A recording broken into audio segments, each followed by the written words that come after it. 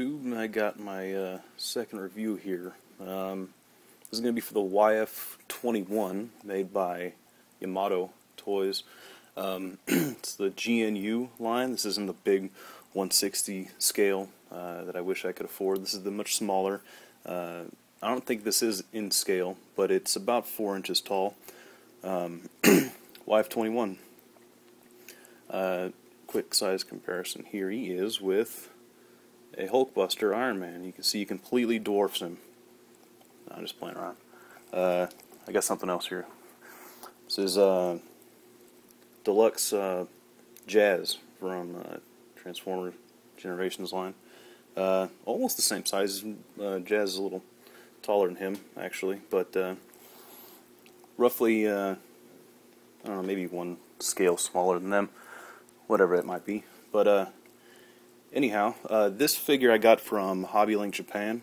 A couple issues with Hobby Link Japan. First of all, when I got him, it was opened already.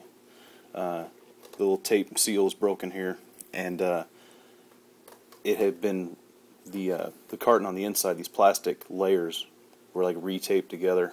I don't know what's going on with that. I don't really mind personally, because I'm not an in-box collector, and it was in good shape anyway. So I'm not really going to make much of a fuss about it. But I don't know. That seems pretty shysty. Yeah, I don't know. I don't know that I'm going to go through Hobby Link Japan again to buy figures because of that. But only time will tell. I really got him because they were having a sale. I've been after this one for a little while. I have the YF-19 already, which I'm going to review probably right after this. But you got to have both, in my opinion. Really, if you're going to have either of these, you're most likely a Macross Plus fan. I mean, they're cool enough, I think they can stand on their own, but I don't really think you're going to go out of your way and get these if you're not a fan of Macross Plus. And if you are, you got to have both. So I picked him up finally, found him on sale. They're fairly cheap, these ones. The 160 scale can go all the way up to, shoot, you know, I've seen them for like $200 and more. But these ones are cool. I really like these. They're made out of PVC, and it kind of makes the difference, I think. If these weren't PVC, I don't know how great they come out. But Yamato really, I don't know, I'm impressed with these. I really like their take on them. Lots of detail. It's coming across a little dark here, and see if I can't, there we go. A lot of detail. They got the little boosters in there and everything. Double jointed knees and elbows. Ankle articulation swivels on the 2 ball joints, actually. And there we are. So this brings me to the main problem I have with this, is that this figure, unlike the YF-19, the YF-21 is pretty rickety. There you go. This shoulder is the biggest problem on this figure. It's strong enough to hold a pose, but I mean, it comes off constantly. Wow, this is really an impressive new fighter. Even the way that it burns up. I figure I'm going to pose him and just set him on the shelf. But this, between this and the open box, I don't know. I'm not really very satisfied with what's going on here. The figure itself seems like it's brand new. I don't really have any issues with it. It doesn't seem like it was like used or anything, but this joint, I don't know, I might throw some super glue in there and work it around and try to tighten it up, but yeah, it kind of sucks. That's not at all what I was expecting. After I had the YF-19 and getting the quality of that figure, I wasn't expecting to have any issues with this one, but unfortunately there are. I don't know if that's going to become, I don't know if it's unique to me or if that's a problem with these figures. I don't know. I haven't heard anybody else kind of complain about that, but it's unfortunate. But anyway, moving along, this YF-21 comes with a few different hands. It comes with a little fist and an open hand, 6 hands altogether. The open hands, the fist, and then the one that grips for his gun. Even with the problems, I'm still liking it a lot. I'm still glad I got it. So he's got these panels. They're on ball joints. They're pegged in on a ball joint, and they can be posed in all kind of different ways.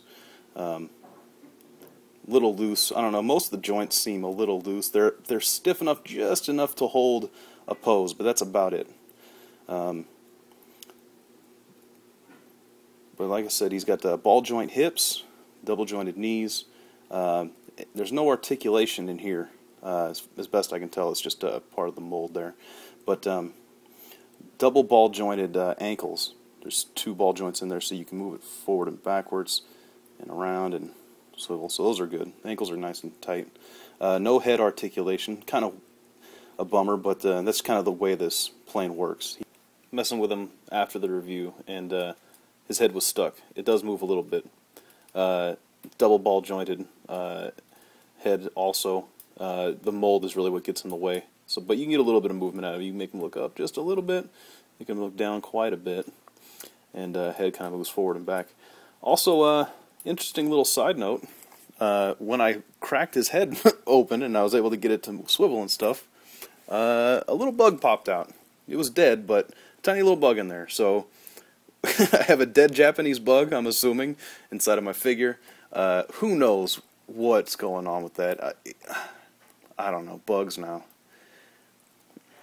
Anyway, please continue. Besides, the way this plane works, there's really no need for it to even have a head or a face, let alone to move it. It's all cameras and brain waves and all that fancy schmancy stuff. So, not the tightest in the world, but overall the quality, aside from the weak joints, feels really good.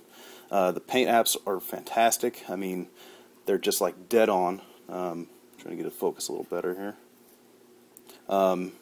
Really vibrant. I mean, if you look at the paint apps and the little details, like this little crease in the wing here and around his bicep and stuff, if you compare those to the larger scale, the 160 scale, the ones that are much more expensive, that actually transform, these stand up pretty nice, and in some cases are a little better in smaller instances. But I'm really happy with the paint. Overall, it's a good figure. I just, I don't know, I think I got a hold of a bad one, but these are actually on sale right now on Amazon. I've seen you can get them for like $10 plus shipping. So definitely worth it for $10, $15 after shipping, whatever it might be.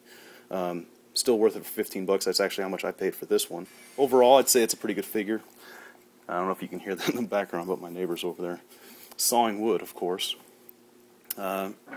Anyway, that's him. YF-21. Oh, well, before I go, I guess I'm show off the box a little bit. I almost forgot. GNU DOU, whatever that might mean, I don't know. I wish I could read and understand Japanese. I can't, unfortunately. But there he is. He got some stats in there, again in Japanese that I can't understand, but there it is. Pretty cool figure, though, I must say. I like it a lot, despite its shortcomings. And, you know, they might be unique to me, but if not, it's still, with its faults, a worthwhile figure, especially if you're a fan of Macross. And I am. I'm a big fan, so I'm really digging this figure. And that'll do it. YF-21 from Yamato. Thanks.